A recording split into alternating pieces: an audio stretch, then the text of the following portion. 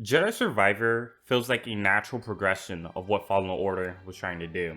It's the most obvious you can take most of these systems. You like lightsaber combat featured with stances? Let's add 3 more. You had your traversal system such as wall running and rogue grinding?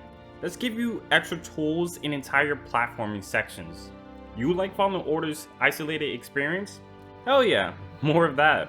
It probably sounds like I'm saying it's the same game as Fallen Order. Well, you're completely right. It's the same game, but in the best ways. It's literally like Respawn had a dial, and the dial was Fallen Order, and they were like, yeah man, let's just turn everything to 10. All of these systems and routes have been done before, but they work so well together because they are so well thought out that every time I completed a section or puzzle, it made me look and think about other games that don't feature half this much depth, and they only focus on just one of these aspects.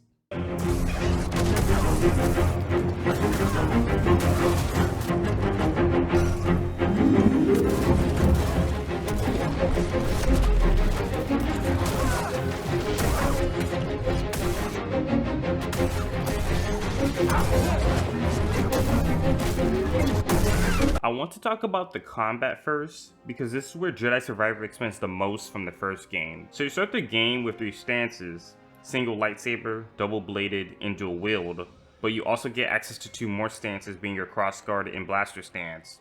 The caveat is that you can only use 2 of these stances at a time, but in my opinion, it's better this way, because this often gives me time to experiment what each stance does in between meditation points.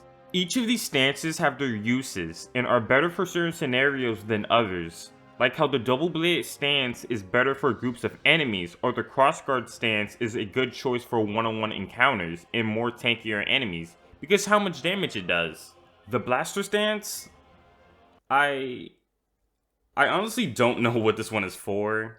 I used it for a little, but I found it boring and less interesting than the other 4 stances, to be honest. It's very gimmicky and not very practical to use against a lot of the enemies in the game. Your skill tree has not only gotten vast from your lightsaber styles, but for your force abilities too. From being able to mind control enemies, force slam, and force lift.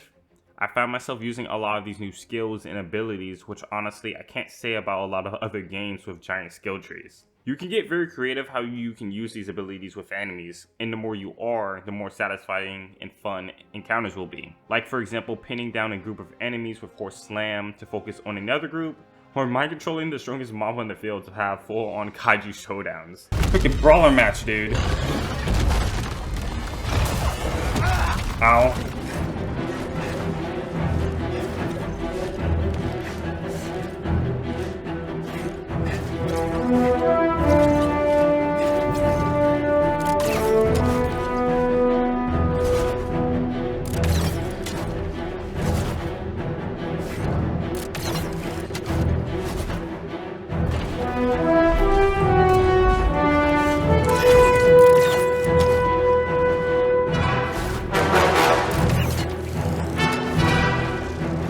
Now, I mentioned platforming earlier, and I want you to take that with face value. Because at first, yeah, Survivor starts out samey with its traversal mechanics. You have your jump, double jump, raw running, and rail grind.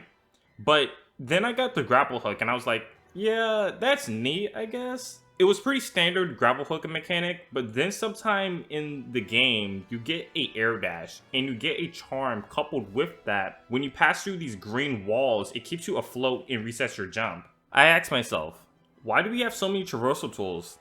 But then later, the game lays out fast-paced, intricate platforming sections. The game doesn't just shove these in your face though. Every time you get one of these gadgets or tools, it'll teach you how to use each and every one of them. And then, the game tests your mastery how you use all these tools in tandem. It was this section in the game where you have a cannon firing on a repeated cooldown, while platforms was constantly turning over, and you had to pick and time your run to cross it. It was amazing. It was definitely one of the highlights. The game takes this a step further with dedicated platforming challenges. These are not only challenging, but very satisfying once you get down the road. Honestly, the platforming in this game reminded me of the Ratchet & Clank games.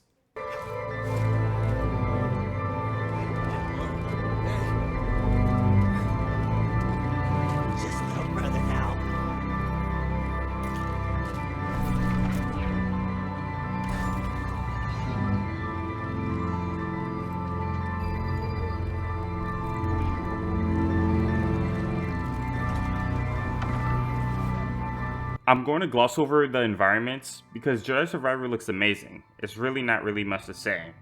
Every environment you roam in is very dense and feels very lived in. Each one contains beautiful vistas where you can appreciate the area from afar, and I'll say this game has very diverse areas from cities to volcanoes, mountains, to even swamps. Even areas like Jeddah, where its main color palette is orange, and you'll get blue areas and the orange will get turned to 10 and it looks amazing. I thought these were a breath of fresh air and complemented the samey color palette.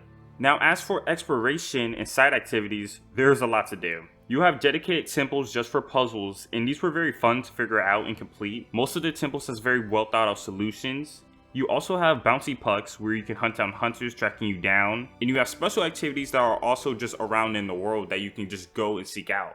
I remember this one section I stumbled on, and it was raiders trapped inside cells around the cave. The more I went down the cave, the more anxious I got about each one, until they finally trapped me inside an area for some reason, and I had to fight all of them. It was great. After completing this section, I got an upgrade that allows me to see chests on the map.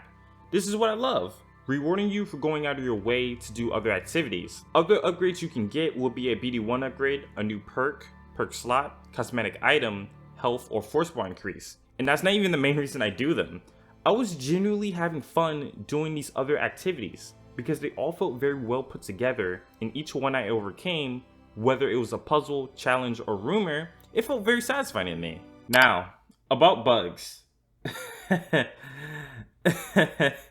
Alright, let's just say Jedi Survivor is a very dense game, but it's not a very polished game. And what I mean by it is, like, through my entire playthrough, I experienced constant frame drops, even through pre-rendered cutscenes that already ran at 30 FPS. I boot my game up once, and as soon as I got to the start screen, it crashed instantly for me. There's also a egregious amount of pop-in, and it leads to these weird Play-Doh-y butt textures. You're looking at it right now, actually. I stood right here, literally waiting for my game to fix itself. There was another weird bug where the bomb droid spawned in, but it was invisible for me, so I couldn't even open up the stem chest because I was technically put in a combat state. All these issues I'm talking about, by the way, is after all the patches Respawn rolled out, by the way.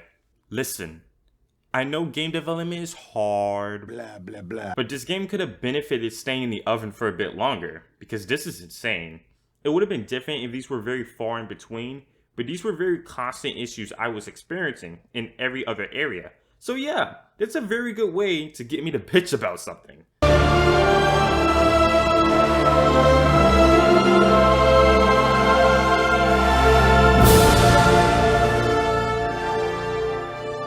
I'm not going to go over everything surrounding the story, just highlight a few moments and characters I think is worth talking about. Jedi Survivor is a more personal one than the first game.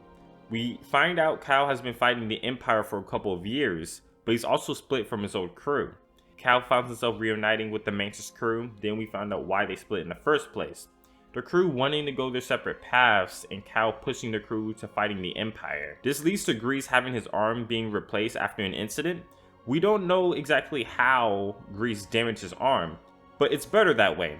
All we need to know is that Cal took it too far, and the result was bringing harm to one of his friends. Better yet, family. I liked Marin in the first game, but in this game, I adore what they did with her. Even through her new design, you can tell she has gotten more comfortable with the galaxy. She is more confident in her abilities and skills. She also acts as a good complement to Cal's character, and she always provides a fun dynamic with other characters when she's around. VD, does he look like Cal? She likes being around Cal, but it's never awkward. You can tell this is just two close friends that split apart, then they gain a deeper feeling for each other. Ravis is another highlight for me. Every time he's on screen, you just know it's gonna be a good scene. He's a very simple character. He has a code, honor, and he's just in it for the fight. He's the most boss character you're gonna get in this game, in my opinion. Even his distinct stomp screams, "Oh yeah, I'm one of the big bads in this game, by the way." That we cannot do. Listen, ignoring the frame drops during cutscenes, they are ridiculous. All these scenes are so well mocapped, and the choreography during lightsaber duels is also well animated. Like, Respawn gets it. They know Star Wars is cool, and they don't limit themselves to what has been done before with the franchise. Like every time Dagon makes a lightsaber float mid-air and it fights for him, I just smile and it never gets old. All in all, Jedi Survivor is great, and Respawn really did the Star Wars franchise grace, because honestly, it's really not that many good titles for the franchise at the moment. Survivor has its issues with its performance, but the game did so much more good, I can at least tolerate it. I can only really ask, please, Respawn, for the next iteration for the series, take your time. I can wait for a game if it means I'll get a polished product in return. With that being said, it's nice to pick up a Star Wars game and be invested in the narrative, the characters, and all that it offers. Because when the credits finally rolled, I just wanted more. And there definitely will be. Because the way they ended this game, well, let's just say it left room for another story. And Respawn, I see you.